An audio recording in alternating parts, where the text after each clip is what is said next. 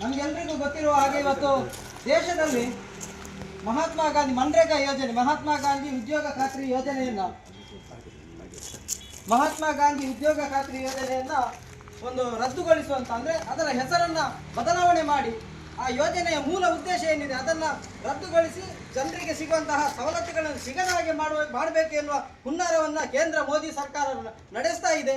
ಇದರ ವಿರುದ್ಧ ದೇಶದಾದ್ಯಂತ ಕಾಂಗ್ರೆಸ್ ಪಕ್ಷದ ನೇತೃತ್ವದಲ್ಲಿ ಮನ್ರೇಗಾ ಬಚಾವೋ ಆಂದೋಲನ ಅಂತ ಭಾರಿ ದೊಡ್ಡ ಪ್ರಮಾಣದಲ್ಲಿ ನಾವು ಪಾದಯಾತ್ರೆಗಳನ್ನ ಜನಜಾಗೃತಿ ಸಭೆಯನ್ನ ಮಾಡ್ತಾ ಇದ್ದೇವೆ. ಅದರ ಒಂದು ನಿಟ್ಟಿನಲ್ಲಿ ಇವತ್ತು ಕೂಡ ನಮ್ಮ ಕಾರ್ಕಳ ಬ್ಲಾಕ್ ಕಾಂಗ್ರೆಸ್ನ ಆಶ್ರಯದಲ್ಲಿ ನಾವು ಕಾರ್ಕಳ ಬ್ಲಾಕ್ ಕಾಂಗ್ರೆಸ್ ಕಚೇರಿಯಿಂದ ತಾಲೂಕು ಕಚೇರಿಯ ತನಕ ನಾವು ಪಾದಯಾತ್ರೆಯ ಮುಖಾಂತರ ಹೋಗಿ ಅಲ್ಲಿ ಮನವಿಯನ್ನು ಮಾಡಲಿಕ್ಕಿದ್ದೇವೆ. ಇದರ ಈ ಪಾದಯಾತ್ರೆಯ ಇವತ್ತಿನ ನಡಿಗೆಯ ಪ್ರಮುಖ ಉದ್ದೇಶ ಏನಂದ್ರೆ ಆ ಮನ್ರೇಗಾ ಯೋಜನೆಯನ್ನ ರದ್ದುಗೊಳಿಸುವಂತಹದ್ದು. ಯಾಕಂದ್ರೆ ಇವತ್ತು ಕಾಂಗ್ರೆಸ್ ಪಕ್ಷ ದೇಶದ ಬಡ ಜನರ ಒಂದು ಹಿತದೃಷ್ಟಿಯಿಂದ ಎಲ್ರಿಗೂ ಉದ್ಯೋಗ ಸಿಗಬೇಕು, ಪ್ರತಿಯೊಬ್ಬರಿಗೂ ಕೈ ತುಂಬ ಸಂಬಳವನ್ನು ಕೊಡಬೇಕು, ಯಾರು ಕೂಡ ಹಸಿದು ಮಲಗಬಾರದು ಎನ್ನುವ ದೃಷ್ಟಿಯಿಂದ ಮನ್ರೇಗಾ ಯೋಜನೆಯನ್ನು ತಂದಿದ್ದಾರೆ. ಆದರೆ ಯಾವತ್ತೂ ಕೂಡ ಬಿಜೆಪಿಯವರಿಗೆ ಜನರಿಗೆ ಕೊಟ್ಟು ಏನೂ ಗೊತ್ತಿಲ್ಲ. ಎಲ್ಲರೂ ಜನರಿಂದ ಕಿತ್ತುಕೊಂಡು ಗೊತ್ತಿರುವಂತಹ ಬಿಜೆಪಿ ಪಕ್ಷ ಕೇವಲ ಗಾಂಧಿಯ ದ್ವೇಷದಿಂದ, ಗಾಂಧೀಜಿಯವರ ದ್ವೇಷದ ಕಾರಣದಿಂದ ಯೋಜನೆಯನ್ನು ಮರುನಾಮಕರಣ ಮಾಡಿ ಯೋಜನೆಯನ್ನು ರದ್ದುಗೊಳಿಸಲಿಕ್ಕೆ ಪ್ರಯತ್ನ ಪಡ್ತಾ ಇದೆ. ಈ ಎಲ್ಲ ಆ ಪ್ರಯತ್ನದ ವಿರುದ್ಧ ನಾವು ಜನಜಾಗೃತಿಯನ್ನು ಮಾಡಬೇಕು. ಆ ನಿಟ್ಟಿನಲ್ಲಿ ಎಲ್ಲರೂ ಇವತ್ತು ಪಾದಯಾತ್ರೆ ಮುಖಾಂತರ ಹೋಗಲಿಕ್ಕಿದ್ದೇವೆ. ಇವತ್ತಿನ ಪಾದಯಾತ್ರೆಗೆ ಆಗಮಿಸಿರುವ ಈ ಪಾದಯಾತ್ರೆಯ ನೇತೃತ್ವವನ್ನು ವಹಿಸಿಕೊಂಡಿರುವಂತಹ ನಮ್ಮ ನಾಯಕರಾದ ಉದಯ ಶೆಟ್ಟಿ ಮುನಿಯಾಳ್ರವರಿಗೆ ನಮ್ಮೆಲ್ಲರ ಪರವಾಗಿ ಅತ್ಯಂತ ಪ್ರೀತಿಪೂರ್ವಕ ಸ್ವಾಗತವನ್ನು ಕೊಡ್ತೇವೆ. ಅದೇ ರೀತಿ ನಮ್ಮ ಇವತ್ತಿನ ಈ ಪ್ರತಿಭಟನಾ ಸಭೆಯಲ್ಲಿ ನಮ್ಮ ಕಾರ್ಕಳ ಬ್ಲಾಕ್ ಕಾಂಗ್ರೆಸ್ನ ಅಧ್ಯಕ್ಷರಾದ ಸುಭದ್ರಾವ್ ಅವರು ಕೂಡ ಇದ್ದಾರೆ. ಅವರಿಗೆ ನಾವೆಲ್ಲರ ಪರವಾಗಿ ಪ್ರೀತಿಪೂರ್ವಕ ಸ್ವಾಗತವನ್ನು ಕೋರುತ್ತಾ ಹೆಬ್ರಿ ಬ್ಲಾಕ್ ಕಾಂಗ್ರೆಸ್ನ ಅಧ್ಯಕ್ಷರಾದ ಗೋಪಿನಾಥ್ ಭಟ್ರು ಕೂಡ ಇದ್ದಾರೆ. ಹಾಗೆ ಪ್ರಚಾರ ಸಮಿತಿ ಅಧ್ಯಕ್ಷರಾದ ಸುಪ್ರೀತ್ ಶೆಟ್ಟರು ಮತ್ತೆ ವಿವಿಧ ಸ್ತರಗಳ ಪದಾಧಿಕಾರಿಗಳಿದ್ದಾರೆ, ಜನಪ್ರತಿನಿಧಿಗಳಿದ್ದಾರೆ, ಮುಂಚೂಣಿ ಘಟಕಗಳ ಅಧ್ಯಕ್ಷರುಗಳು, ಪದಾಧಿಕಾರಿಗಳು, ಮಹಿಳಾ ಕಾಂಗ್ರೆಸ್ನ ಅಧ್ಯಕ್ಷರುಗಳು, ಗ್ರಾಮೀಣ ಕಾಂಗ್ರೆಸ್ನ ಅಧ್ಯಕ್ಷರುಗಳು, ಗ್ಯಾರಂಟಿ ಸಮಿತಿ ಅಧ್ಯಕ್ಷರು, ಹಾಗೆ ಸದಸ್ಯರುಗಳು, ಎಲ್ಲ ನಾಯಕರುಗಳನ್ನು ನಾನು ಇವತ್ತಿನ ಪಾದಯಾತ್ರೆಗೆ ಅತ್ಯಂತ ಪ್ರೀತಿಪೂರ್ವಕ ಸ್ವಾಗತವನ್ನು ಕೋರುತ್ತಾ ಈಗ ಈ ಪಾದಯಾತ್ರೆಯನ್ನು ನಾವು ಆರಂಭಿಸ್ತಾ ಇದ್ದೀವಿ.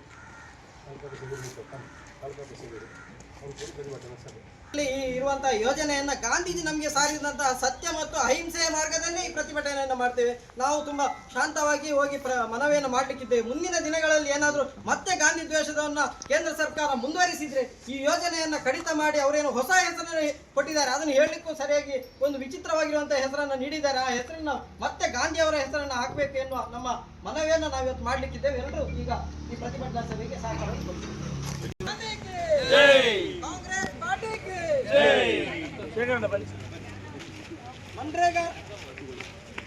ಮನ್ರೇಗಾ ರದ್ದುಗೊಳಿಸಿದ ಬಿಜೆಪಿ ಸರ್ಕಾರಕ್ಕೆ,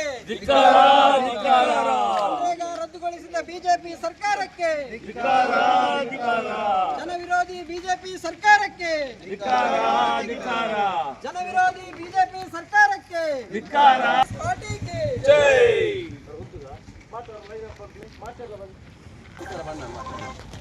ದೇಶ ರಾಜಕಾರಣ ಮಾಡೋ ಬಿಜೆಪಿ ಸರ್ಕಾರಕ್ಕೆ ಮನ್ರೇಗಾ ರದ್ದುಗೊಳಿಸಿದ ಬಿಜೆಪಿ ಸರ್ಕಾರಕ್ಕೆ, ದೇಶ ರಾಜಕಾರಣವನ್ನು ಮಾಡ್ತಿರುವ ಬಿಜೆಪಿ ಸರ್ಕಾರಕ್ಕೆ, ದೇಶ ರಾಜಕಾರಣವನ್ನು ಮಾಡುತ್ತಿರುವ ಬಿಜೆಪಿ ಸರ್ಕಾರಕ್ಕೆ, ಗಾಂಧಿ ದ್ವೇಷಿ ಬಿಜೆಪಿ ಸರ್ಕಾರಕ್ಕೆ, ಜನವಿರೋಧಿ ಬಿಜೆಪಿ ಸರ್ಕಾರಕ್ಕೆ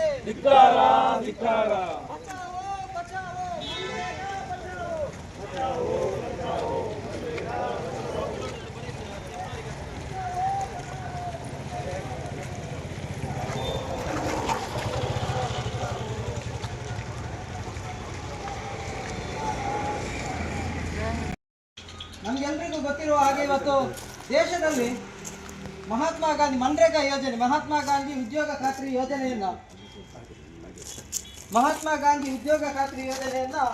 ಒಂದು ರದ್ದುಗೊಳಿಸುವಂತ, ಅಂದ್ರೆ ಅದರ ಹೆಸರನ್ನ ಬದಲಾವಣೆ ಮಾಡಿ ಆ ಯೋಜನೆಯ ಮೂಲ ಉದ್ದೇಶ ಏನಿದೆ ಅದನ್ನ ರದ್ದುಗೊಳಿಸಿ ಜನರಿಗೆ ಸಿಗುವಂತಹ ಸವಲತ್ತುಗಳನ್ನು ಸಿಗದ ಹಾಗೆ ಮಾಡಬೇಕು ಎನ್ನುವ ಹುನ್ನಾರವನ್ನ ಕೇಂದ್ರ ಮೋದಿ ಸರ್ಕಾರ ನಡೆಸ್ತಾ ಇದೆ. ಇದರ ವಿರುದ್ಧ ದೇಶದಾದ್ಯಂತ ಕಾಂಗ್ರೆಸ್ ಪಕ್ಷದ ನೇತೃತ್ವದಲ್ಲಿ ಮನ್ರೇಗಾ ಬಚಾವೋ ಆಂದೋಲನ ಅಂತ ಭಾರಿ ದೊಡ್ಡ ಪ್ರಮಾಣದಲ್ಲಿ ನಾವು ಪಾದಯಾತ್ರೆಗಳನ್ನ ಜನಜಾಗೃತಿ ಸಭೆಯನ್ನ ಮಾಡ್ತಾ ಇದ್ದೇವೆ.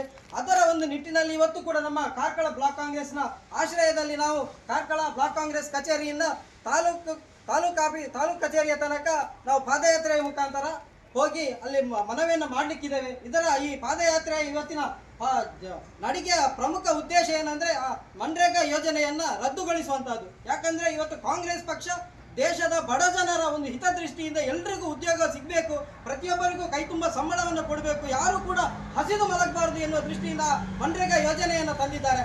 ಆದರೆ ಯಾವತ್ತೂ ಕೂಡ ಬಿಜೆಪಿಯವರಿಗೆ ಜನರಿಗೆ ಕೊಟ್ಟು ಏನೂ ಗೊತ್ತಿಲ್ಲ. ಎಲ್ಲರೂ ಜನರಿಂದ ಕಿತ್ತುಕೊಂಡು ಗೊತ್ತಿರುವಂತಹ ಬಿಜೆಪಿ ಪಕ್ಷ ಕೇವಲ ಗಾಂಧಿಯ ದ್ವೇಷದಿಂದ, ಗಾಂಧೀಜಿಯವರ ದ್ವೇಷದ ಕಾರಣದಿಂದ ಯೋಜನೆಯನ್ನು ಮರುನಾಮಕರಣ ಮಾಡಿ ಯೋಜನೆಯನ್ನು ರದ್ದುಗೊಳಿಸಲಿಕ್ಕೆ ಪ್ರಯತ್ನ ಪಡ್ತಾ ಇದೆ. ಈ ಎಲ್ಲ ಆ ಪ್ರಯತ್ನದ ವಿರುದ್ಧ ನಾವು ಜನಜಾಗೃತಿಯನ್ನು ಮಾಡಬೇಕು. ಆ ನಿಟ್ಟಿನಲ್ಲಿ ಎಲ್ಲರೂ ಇವತ್ತು ಪಾದಯಾತ್ರೆ ಮುಖಾಂತರ ಹೋಗಲಿಕ್ಕಿದ್ದೇವೆ. ಇವತ್ತಿನ ಪಾದಯಾತ್ರೆಗೆ ಆಗಮಿಸಿರುವ ಈ ಪಾದಯಾತ್ರೆಯ ನೇತೃತ್ವವನ್ನು ವಹಿಸಿಕೊಂಡಿರುವಂತಹ ನಮ್ಮ ನಾಯಕರಾದ ಉದಯ ಶೆಟ್ಟಿ ಮುನಿಯಾಳ್ರವರಿಗೆ ನಮ್ಮೆಲ್ಲರ ಪರವಾಗಿ ಅತ್ಯಂತ ಪ್ರೀತಿಪೂರ್ವಕ ಸ್ವಾಗತವನ್ನು ಕೋರ್ತೇವೆ. ಅದೇ ರೀತಿ ನಮ್ಮ ಇವತ್ತಿನ ಈ ಪ್ರತಿಭಟನಾ ಸಭೆಯಲ್ಲಿ ನಮ್ಮ ಕಾರ್ಕಳ ಬ್ಲಾಕ್ ಕಾಂಗ್ರೆಸ್ನ ಅಧ್ಯಕ್ಷರಾದ ಸುಭದ್ರಾವ್ ಅವರು ಕೂಡ ಇದ್ದಾರೆ. ಅವರಿಗೆ ನಾವೆಲ್ಲರ ಪರವಾಗಿ ಪ್ರೀತಿಪೂರ್ವಕ ಸ್ವಾಗತವನ್ನು ಕೋರುತ್ತಾ ಹೆಬ್ರಿ ಬ್ಲಾಕ್ ಕಾಂಗ್ರೆಸ್ನ ಅಧ್ಯಕ್ಷರಾದ ಗೋಪಿನಾಥ್ ಭಟ್ರು ಕೂಡ ಇದ್ದಾರೆ. ಹಾಗೆ ಪ್ರಚಾರ ಸಮಿತಿ ಅಧ್ಯಕ್ಷರಾದ ಸುಪ್ರೀತ್ ಶೆಟ್ಟರು ಮತ್ತೆ ವಿವಿಧ ಸ್ತರಗಳ ಪದಾಧಿಕಾರಿಗಳಿದ್ದಾರೆ, ಜನಪ್ರತಿನಿಧಿಗಳಿದ್ದಾರೆ, ಮುಂಚೂಣಿ ಘಟಕಗಳ ಅಧ್ಯಕ್ಷರುಗಳು, ಪದಾಧಿಕಾರಿಗಳು, ಮಹಿಳಾ ಕಾಂಗ್ರೆಸ್ನ ಅಧ್ಯಕ್ಷರುಗಳು, ಗ್ರಾಮೀಣ ಕಾಂಗ್ರೆಸ್ನ ಅಧ್ಯಕ್ಷರುಗಳು, ಗ್ಯಾರಂಟಿ ಸಮಿತಿ ಅಧ್ಯಕ್ಷರು ಹಾಗೆ ಸದಸ್ಯರುಗಳು ಎಲ್ಲ ನಾಯಕರುಗಳನ್ನು ನಾನು ಇವತ್ತಿನ ಪಾದಯಾತ್ರೆಗೆ ಅತ್ಯಂತ ಪ್ರೀತಿಪೂರ್ವಕ ಸ್ವಾಗತವನ್ನು ಕೋರುತ್ತಾ ಈಗ ಈ ಪಾದಯಾತ್ರೆಯನ್ನು ನಾವು ಆರಂಭಿಸ್ತಾ ಇದ್ದೀವಿ.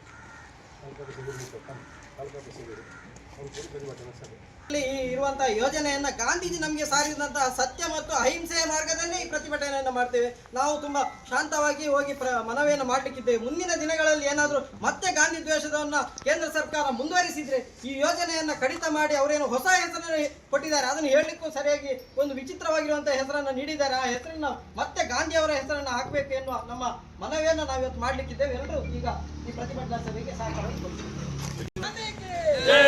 ಕಾಂಗ್ರೆಸ್ ಪಾರ್ಟಿಗೆ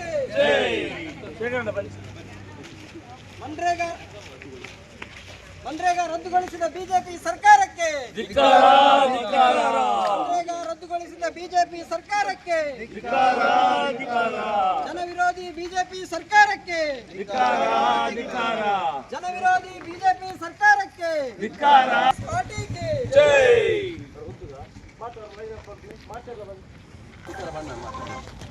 ದೇಶ ರಾಜಕಾರಣ ಮಾಡೋ ಬಿಜೆಪಿ ಸರ್ಕಾರ ಬಿಜೆಪಿ ಸರ್ಕಾರಕ್ಕೆ ಮನ್ರೇಗಾ ರದ್ದುಗೊಳಿಸಿದ ಬಿಜೆಪಿ ಸರ್ಕಾರಕ್ಕೆ ದೇಶ ರಾಜಕಾರಣವನ್ನು ಮಾಡ್ತಿರುವ ಬಿಜೆಪಿ ಸರ್ಕಾರಕ್ಕೆ ದೇಶ ರಾಜಕಾರಣವನ್ನು ಮಾಡುತ್ತಿರುವ ಬಿಜೆಪಿ ಸರ್ಕಾರಕ್ಕೆ ಗಾಂಧಿ ದ್ವೇಷಿ ಬಿಜೆಪಿ ಸರ್ಕಾರಕ್ಕೆ ಜನವಿರೋಧಿ ಬಿಜೆಪಿ ಸರ್ಕಾರಕ್ಕೆ ಬಚಾವೋ ಬಚಾವೋ ಮನ್ರೇಗಾ ಬಚಾವೋ.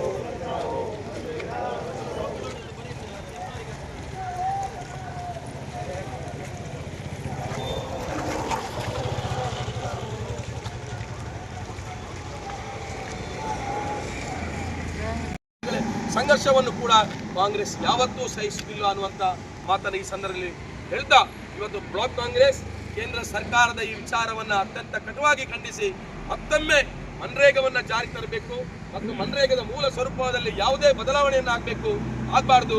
ಕೋಟ್ಯಾಂತರ ಜನರಿಗೆ ಬದುಕಿಗೆ ಆಧಾರವಾಗಿದ್ದ ಮನ್ರೇಗಾವೇ ಜಾರಿಯಾಗಬೇಕು ಅನ್ನುವಂಥ ಒತ್ತಾಯವನ್ನ ಈ ಸಂದರ್ಭದಲ್ಲಿ ಮಾಡ್ತಾ ಇವತ್ತು ಪ್ರತಿಭಟನೆಯಲ್ಲಿ ಭಾಗವಹಿಸಿದ ತಮಗೆಲ್ಲರಿಗೂ ಕೂಡ ನಾನು ಕೃತಜ್ಞತೆಯನ್ನು ಸಲ್ಲಿಸಿ ನನ್ನ ಮಾತನ್ನು ಮುಗಿಸ್ತೇನೆ.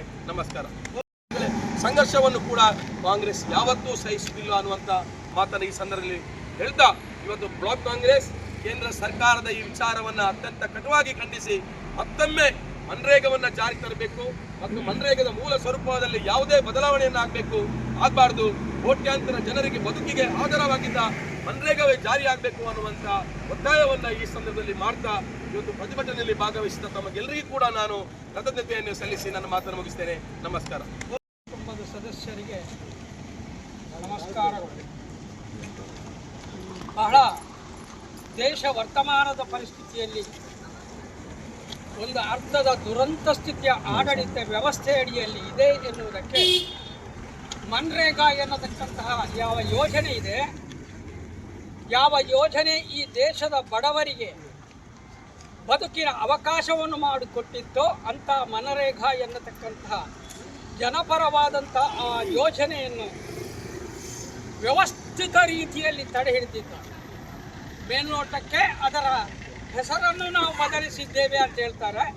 ವಾಸ್ತವದಲ್ಲಿ ಮನ್ರೇಗಾದ ಹೆಸರು ಬದಲಿಸಿದ್ದು ಮಾತ್ರವಲ್ಲ, ಮನರೇಗಾದ ಆಂತರಿಕ ವ್ಯವಸ್ಥೆ ಏನುಂಟು ಮೂಲ ಸ್ವರೂಪವನ್ನೇ ಅವರು ಬದಲಿಸಿಬಿಟ್ಟಿದ್ದಾರೆ. ಈ ಬಗ್ಗೆ ನಾನು ಈಗಾಗಲೇ ಪತ್ರಿಕೆಗಳಲ್ಲಿ ನನ್ನ ಹೇಳಿಕೆಗಳು ಬಂದಿದೆ.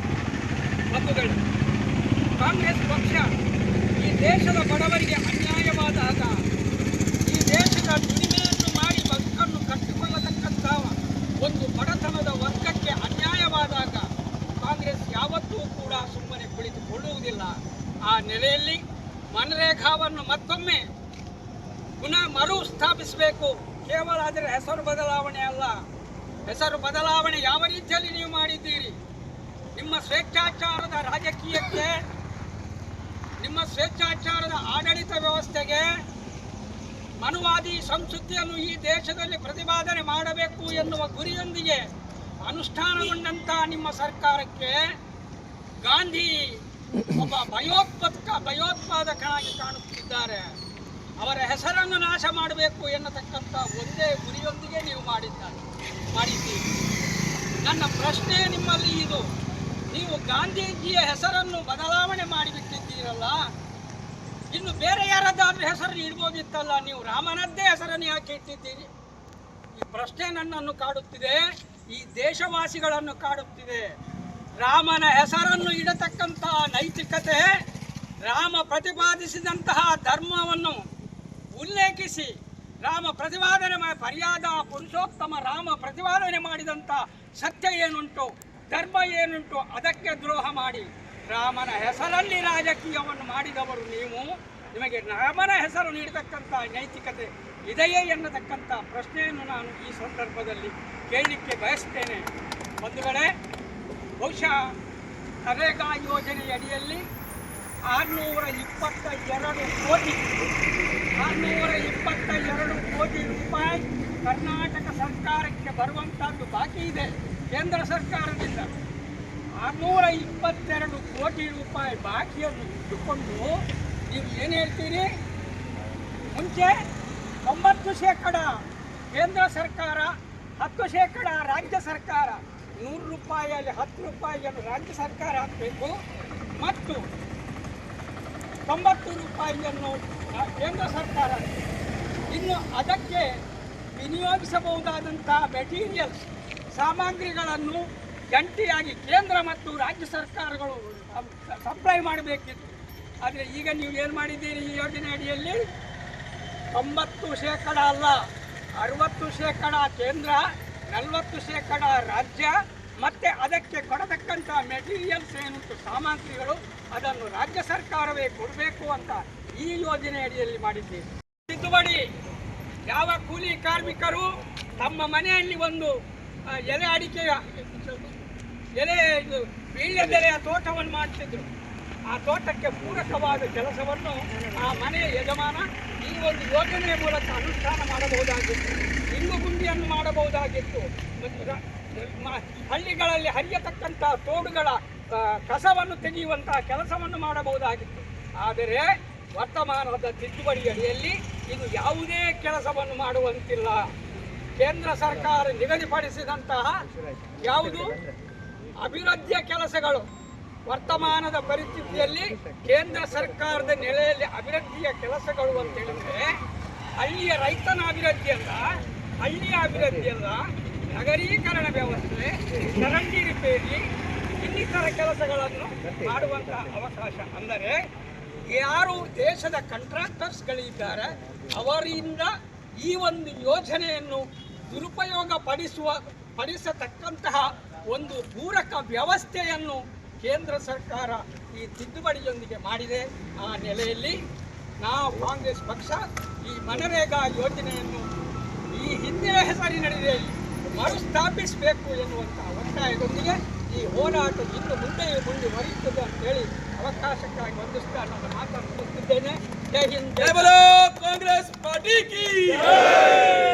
ಮನ್ರೇಗಾ ಯೋಜನೆಯ ಮೂಲ ಹೆಸರನ್ನ ಮತ್ತೆ ಮರುಸ್ಥಾಪಿಸುವ ತನಕ ನಮ್ಮ ಹೋರಾಟ ನಿರಂತರವಾಗಿ ನಡೆಯಲಿಕ್ಕಿದೆ ಎಂದು ಕರೆ ನೀಡಿದ ಜಿಲ್ಲಾ ವಕ್ತಾರರಾದ ಅವರಿಗೆ ಎಲ್ಲರ ಪರವಾಗಿ ಧನ್ಯವಾದಗಳನ್ನು ಸಲ್ಲಿಸುತ್ತೇನೆ. ಈಗ ನಮ್ಮನ್ನು ಉದ್ದೇಶಿಸಿ ಹಿರಿಯ ವಕೀಲರಾದ ಶೇಖರ್ ಮಡಿವಾಳರವರು ಮಾತನಾಡಬೇಕಾಗಿ